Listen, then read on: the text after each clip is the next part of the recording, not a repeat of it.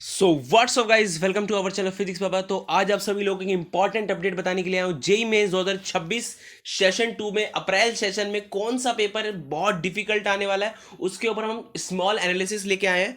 तो आज आपके सामने मैं दिखा दूं, ये गूगल का एआई ओवरव्यू है जो 2025 के सेशन को डिराइव करके इस साल में 2026 में सेशन 2 अप्रैल सेशन में कौन सा पेपर डिफिकल्ट आएगा उसके बारे में बता रहा है।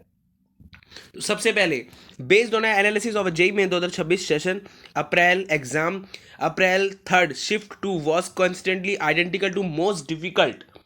तो आप ये ध्यान रखिए, मेरे हिसाब से जो 2 तारीख से लेके 4 तारीख तक की जो शिफ्ट है जेई मेंस में, 3 तारीख से लेके 4 तारीख तक की जो शिफ्ट है जेई मेंस में, वो काफ़ी डिफिकल्ट होने वाली है आप सभी लोगों के लिए। तो आप इस चीज़ का जरूर ध्यान रखना। तो इसमें पहले ये दिशा निर्देश दे दिए गए हैं कि ये मोस्ट डिफिकल्ट होने वाली है, और यही जो शिफ्ट है पिछले साल भी डिफिकल्ट थी। इस बार क्या हुआ है, सेशन 1 में जनवरी अटैम्प्ट में एनटीए ने जो ऑर्गेनिक केमिस्ट्री और रे ऑप्टिक्स के क्वेश्चन है उन सबको ज़्यादा इनहेंस किया है। तो इसी वजह से जो कुछ क्वेश्चन है वो दोबारा से रीडिफाइन हो रहे हैं।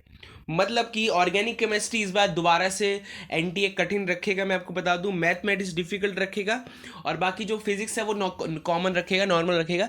लेकिन जो कुछ चीज़ें हैं ना वो इनहेंस कर रहा है। तो ये बात ध्यान रखना, एनटीए बहुत चालाक है। रजिस्ट्रेशन इस बार काफ़ी ज़्यादा हुए हैं, मेरे हिसाब से 3.5 लाख रजिस्ट्रेशन इंक्रीज हुए हैं। तो इस हिसाब से सारे शिफ्ट का पेपर डिफिकल्ट ही बनाया जाएगा, जिससे कि डिफिकल्ट आए और बच्चे कम क्वालिफाई कर पाए और सीटों की मारा मारी ना हो। तो पेपर कठिन बनाते हैं। जैसे क्या होता है कि अगर ज़्यादा बच्चों का रजिस्ट्रेशन हो जाता है ना, तो पेपर ऑटोमेटिकली एनटीए कठिन बनाता है, जिससे कि बच्चों को, जैसे कि नीट में हुआ 24 लाख 25 लाख रजिस्ट्रेशन हुए और फिर आपका पेपर बहुत डिफिकल्ट आ गया 2025 का। तो इसीलिए ध्यान रखना कि बहुत ज़रूरी ये अपडेट है। और सबसे ज़्यादा की subject for math was describe to tough and lengthy and chemistry consider moderate to tough. Other shift analysis to the mention of the shift early days as April में जो मैथमेटिक्स और जो केमिस्ट्री का सेक्शन है वो काफ़ी difficult आता है, जैसे कि इस बार जनवरी में भी आया है। तो ये बात का जरूर आप ध्यान रखना, ठीक है।